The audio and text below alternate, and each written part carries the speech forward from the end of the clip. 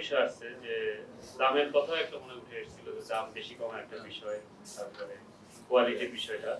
আমরা কিন্তু অনেকেই জানতাম না যে বাংলাদেশে যে শ্যাম্পু বা কসমেটিক্স এইসব কিছু পাওয়া যায়, তার মধ্যে একটা প্যারাবেন নামের একটা উপাদান আছে যেটা স্কিনের ক্যান্সার তৈরি করে।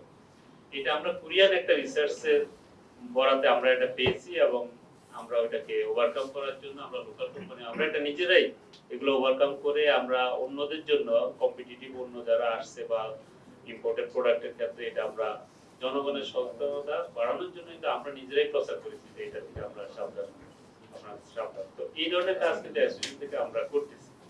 আর যে বাংলাদেশে আপনি যদি কোয়ালিটি প্রোডাক্ট যদি আমরা ভোক্তাদের দিতে চাই, তাহলে দাম অবশ্যই একটু ম্যাটার করে। আপনাকে সব কোয়ালিটি মেইনটেইন করলে প্রাইসটা একটু বেশি হবে, কিন্তু প্রকারান্তর যদি এই প্রাইস আমরা যদি কমাইতে হয়, আমাদের মনে হয় যে আমরা যদি ইম্পোর্টেডকে আমরা নিরুৎসাহিত করতে পারি, তাহলে আমাদের প্রোডাকশন বাড়বে এখানে এবং প্রাইস কমে আসবে।